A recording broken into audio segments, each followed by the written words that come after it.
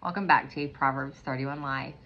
Today is a bit of a personal post, as you can tell from the title. Can I be honest with you? That's exactly what I'm going to do today. I just want to share part of my story, part of my testimony, part of what God's done, things that I've learned. And this, I want to use it to encourage you, for sure, but also to just remind you of what God can do, okay?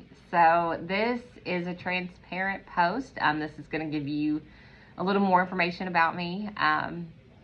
If you want it, it's there. I don't know. So I try to be honest, open,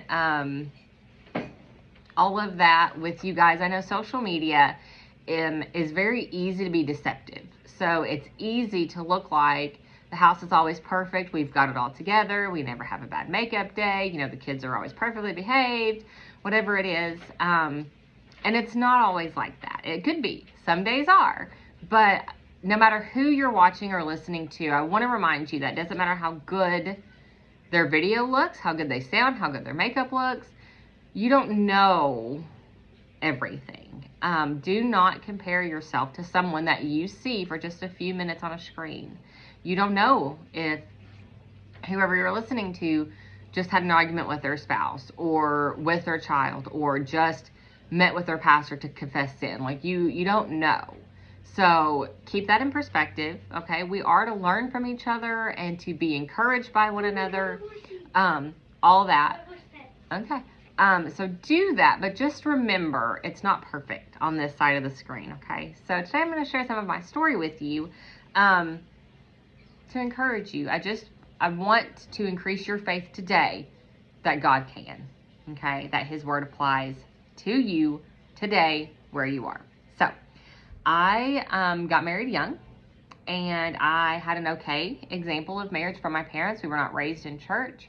There was not prayer and devotions, any of that. They're still married. It's been 31 years. So I have that. But everyone always could, work on things, right? So they were are moral, but they're pretty old fashioned and just raised us the way they were raised. And that's fine. I'm not saying that everything that, is new we need to run for or anything like that. So I had an okay childhood. So my husband was about the same. So we both had a lot to learn when we got married. My home life was more traditional. Mom stayed home with us. We went to public school. Dad worked. We didn't really have strong relationships with our family, which, if there's no spiritual foundation for communication, love, forgiveness, all that hinders some of that. A lot of them didn't live close. Most of my family was in Indiana for a long time, and we moved to Tennessee when I was a baby. So they just weren't here. We didn't have a lot of money, so things like taking trips to go see them, vacations, stuff like that, didn't really happen often. And in the late 90s, early 2000s, there wasn't a lot of technology. We didn't have FaceTime and all that. And my parents were always on like the very end of things to, get internet, to get a flat screen TV, to get a cell phone. We were always like the last people to do that. So we had that. I wasn't taught a lot about my speech. My dad was very big on respect, but we didn't really know what respect meant.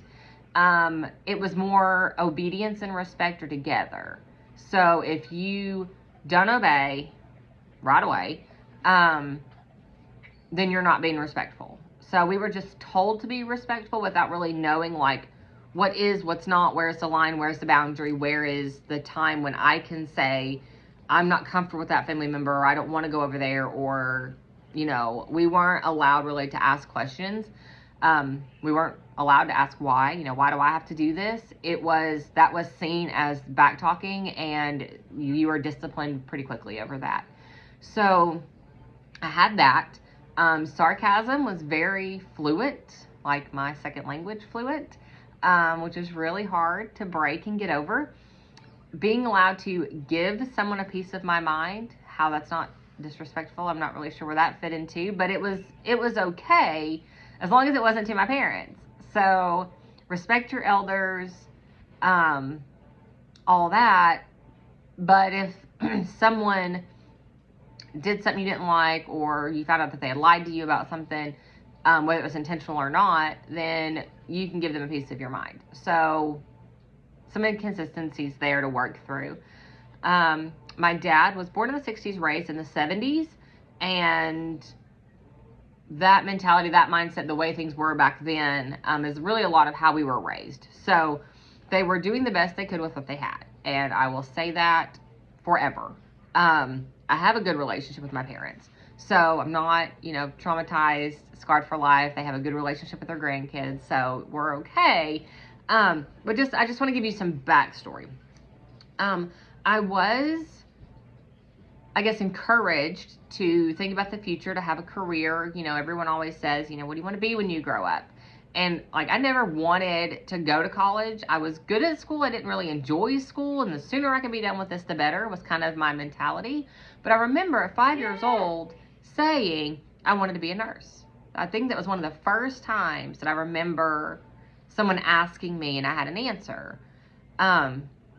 Of course, things changed. Around 12, I wanted to be a mechanic, and that was a shorter schooling than, 4-year nursing school. And I was good with cars and mechanics. My dad was our own mechanic, and he worked on all of our own stuff. And I was daddy's girl, so I knew how to do those things. And I thought, well, I've got a good grasp on this. Spend a year, 2 years in college, get my certification, and here we go. So that was an easy thought process to make a career out of that. But under all of that, I always wanted to be a wife and a mother. I wanted to have a home. I wanted to have a family. And I just did. So at a young age, I just knew that. I always had that desire. In elementary school, I don't know exactly what happened, but I remember seeing a difference between kids that went to church, or at least I thought they went to church, and kids that didn't, between them and my own life. And I knew there was something different about them, and I wanted to be like them. And I even remember saying, when I was little, to the Lord, I never said this out loud, but that I wanted to grow up one day and go to church and have my kids in church, and I wanted a husband that would wear a suit. And I don't know why wearing a suit was needed, and he had to wear a suit and go to church with me. But at 10, you just assume a suit would help, I guess. So anyway, a few years later, I get married, and our first child came. He was 3 months early. Immediate curveball, because college is not factored into this yet. New marriage, young mom, and I've got this baby that's in the hospital that there's nothing that I can do for him. So trying to balance all of this, I was overwhelmed, and I did not know, didn't want to ask for help. I didn't really know how to ask for help. I was afraid of failing. I felt like everyone was watching, waiting for me to fail because of my age, and that there's just no way that I can do this. And then when I failed or quit, then it would be a bunch of I told you so's. I felt like I was expected to just know how to do all the things. And I didn't know how. So seeing me as a wife and a mom, people forgot how old I was. So a lot of that was probably just pressure that I put on myself, but here we are. So our son was in the NICU for about almost 3 months. When he came home, we're trying to find a balance again now, because now I've got this baby that's here all the time. And with social media just coming in, with some of my husband's family influence, I was falling into the 50-50 marriage idea of we split things. You're working, my husband was working, I was going to school, trying to finish up high school. So quitting was not an option. So that's the equivalent to your job, and this baby is ours, and this home is ours. So I need you to help me. I was on first shift because of school. My husband was on thirds, and his job was an hour away, and it was 12-hour shifts. I did not really want to, that didn't matter to me. It was just, okay, yeah, you have to work, but I need help here too. But I didn't know how to communicate that to him. So I finished school about a year later, and things were beginning to get easier for a while until I started working about 6 months after graduation. So my husband was on day shift at this time. We've moved states. We have little less of a support system. He has changed jobs. He's now on first shift. And now I am on thirds working all the time, waiting tables. We barely saw each other.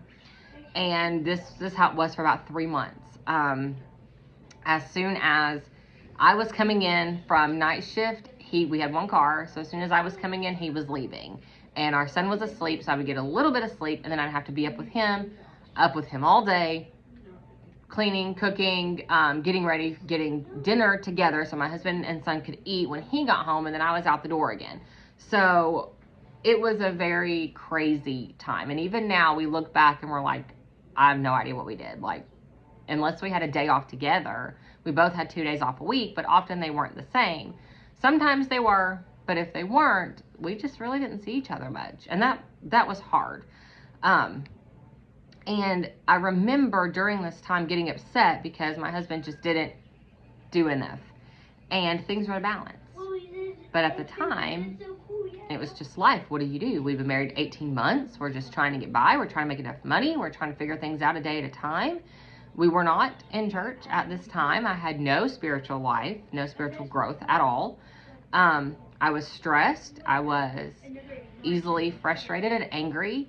Remember the whole, sarcasm, give people a piece of your mind. I wasn't taught patience. My dad had a temper, and so I feel like that caused them to think that, first of all, it was just normal, and that if I did too, then that's just some people do, some people don't. And how can I yell at her when I'm doing the same thing? So my parents do have some of that of, if I'm doing it, how can I tell you not to? So my dad didn't know how to control it. My mom didn't know what to do to help my dad. She just tried to stay out of the way. And then therefore, now I'm just here with no tools to self-regulate this. No, I don't want to excuse it, but that's where I was. So struggling with the temper and sarcasm, I knew that it wasn't okay. I knew that this wasn't the mom I wanted to be. This wasn't the wife I wanted to be, but I didn't know how to stop it. And there were times that this is just the way things are. So fast forward a couple years, our son's about 4. We moved back home, back to our church. So we're in church again, and we've got our support system and all of that. But my precious little preemie child has found his stubborn will, and that was a huge curveball for us. I did not know that so much stubbornness could be housed in such a little person. And looking back, it was comical, but in the moment, I thought I was going to lose my mind.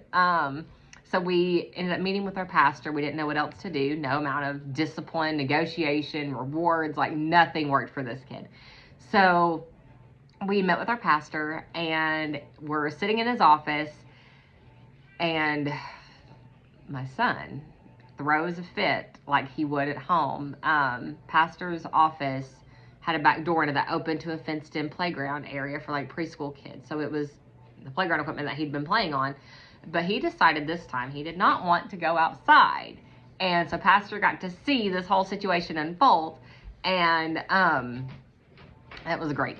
And I remember going through the council and all that, and Pastor could tell that I was getting frustrated. I was getting angry, really. And I was on the verge of losing my temper from frustration, embarrassment, all the things that, young parents go through. And he looked at me and he said, if you don't stop getting angry, you will not get past this, and he will be a teenager that is going to be at the ranch because you have no control over him. The ranch is a ministry that our church has for young men, ages 13 to 17, that are troubled, whether it's just bad grades, rebellion, a lot of them are unsaved, whether they've gotten into drugs and crime and different things like that. Depending on the situation, they leave their home, leave their parents, they come to us, to our ranch ministry, our boys' home, and hopefully will get and receive the spiritual help that they need to get them back on track and correct all this. It's just to assist the parents that just can't do this. They don't know what to do. Are you done with your geography? So Pastor was telling me that's the situation that I was looking at. And that broke me. I cried and cried and cried. And I knew I wanted something to change. I wanted to be kind and gentle and patient like I've seen other moms do. And sometimes I could, but I couldn't do it long, and I couldn't do it every time. And I didn't know what to do. So by this time, we've been married about 4 or 5 years, and I'm getting better at managing life. I'm working part-time, but I did not fully realize my influence or my responsibility. I knew I had to cook and clean and do laundry, but that's just not even the tip of the iceberg to our responsibility as moms. And I was clueless spiritually. So we stayed in church, learned lots of scripture, was discipled, growing spiritually, figuring all this out. I became very consistent in my devotions and Bible study, and the Lord has given me a better grasp and view of what my role is and my goals should be as a woman, a wife, and a mother. And they are completely different today than they were back then. So we're going to fast forward to today. We have been married 15 years and 3 months. We both have grown and matured. Our marriage is phenomenal. We're still in church. Our communication has finally improved over the last few years. It's been a while. It's been a constant, steady progression. So that's where we are. And I'm not quite on board with the entire gentle parenting concept. But compared to where I was 10 years ago, we're gentle parenting. I'm not going to get into all the discipline and corrective measures and different things that we do or don't do, believe or don't believe.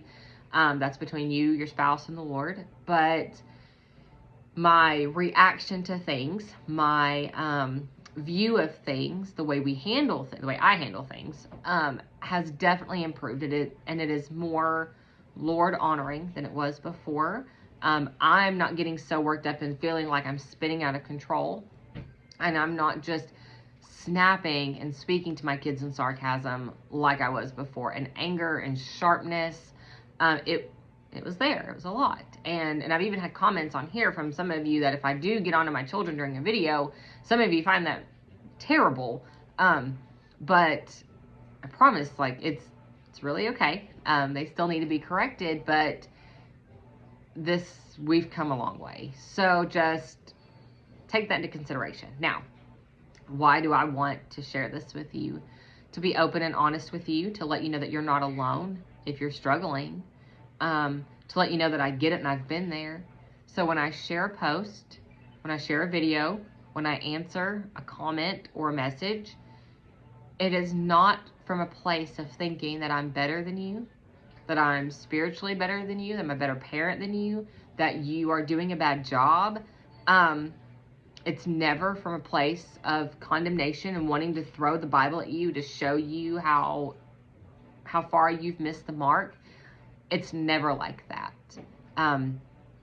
It's from a place that my heart hurts for you because I get it. I know 100% how you feel. And I know 100% that it does not have to be this way. My heart breaks for you because you're still in the cycle. My heart breaks for you because you're trying to figure this out, and it's hard. It is so hard. Some days are good. Some days are not. It comes from knowing where I've grown in my role and responsibility and view and ideas of being a wife and a mother, and that I know that this is the best job on the planet. I know that your home can and should be a little heaven on earth. I know that's possible. I know the joy of truly embracing the role that God has given you, and I want you to experience that. I want you to have that sweet fellowship with the Lord first, with your spouse, with your kids, and then with others. Is every day going to be perfect? No. Are you still going to lose your temper and get frustrated? The kids are still going to disobey and all that? Yes. But it does not have to be this constant state of trying to survive, of yelling at your kids, going to bed every night wishing that you didn't, and praying that tomorrow's better just for it not to be better. I want you to get to a place of not grumbling and getting upset because your husband's socks are on the floor or his beard shavings are in your freshly cleaned sink, okay? These really are not the big things to worry about. I want you to see your husband as an asset, as a blessing, as a gift from the Lord, because he is. He's not a child. He's not a burden. He's not an inconvenience. And neither are your children. They're not in the way of ministry. They are the ministry. They are the work that God has called you to do. And this is how the Lord grows you, okay? The running joke, at least among us, is that, his name is Ollie. Okay, it's okay. Is that, don't ever pray for patience, because you're going to get them, and nobody likes to get them, but we need them. So that's how everything is. All the fruit of the Spirit comes from needing the fruit of the Spirit. God doesn't just give it to you and you have it. Fruit is grown. The seed has to get planted. The outer coating of the seed has to soften to release to let that new bud out. It has to struggle through the seed. The plant has to struggle through the seed. It has to struggle through the dirt. It has to struggle through days of too much rain, not enough rain, the wind, the animals coming to eat it, all of that. Growth is a process, and it is not easy. That's how the fruit of the Spirit is grown in our lives, from being in a position of needing it. You pray to be long-suffering, to be kind and gentle and loving and all these things, and God says, okay, that comes from trial. That comes from you needing it. I'm going to put you in a situation where you either learn to be long-suffering or you're going to lash out and be angry. We don't just magically get the fruit of the Spirit. I have to grow. I want you to find joy in serving the Lord through serving your family. As a Christian, nothing is secular, nothing is sacred. It's all sacred. It's all for the Lord. It's all to be done as unto Him. Yeah. It's all to be done as unto the Lord. And we're going to talk more about that later in another post. But we're called to be servants. So the next time you look at your husband and say, I'm not your maid, why am I picking up your socks? Aren't you being a servant? Am I saying that they just get to be filthy slobs with no responsibility? No, because that's where someone's going to take that comment. No, it's not. But I want you to say, Lord, help me to serve him. Help me to love him. Help me to encourage him. Help me to see him as a blessing, and help me to steward the blessings that you've given me. I want you to admire, respect, and enjoy your husband again. You don't have to be perfect, but it's possible to be there. I want you to remember that you both have room to learn and grow. It's not just him. You do too. Where you are now, I hope you are in a different place 5 years from now, and I hope it's a better place. Do not let Satan have your marriage, your mindset, your family, okay? You need to love them as Christ loved them. You can do this. And I know it's possible because I have gone through this change. I've gone through the Lord transforming my mindset, the way I look at chores, the way I look at my family, the way I look at the things that I have to do. And it's not a have to, it's a get to. So let that be the first step in your thinking. So just a personal post to remind you to stay close to the Lord. If you're not doing that, nothing else is going to be right. Let him grow you. Let him change you. Let him mold you. Let him give you a burden for your home again. Until next time, stay in the Word. Stay close to the shepherd and let him lead you in paths of righteousness.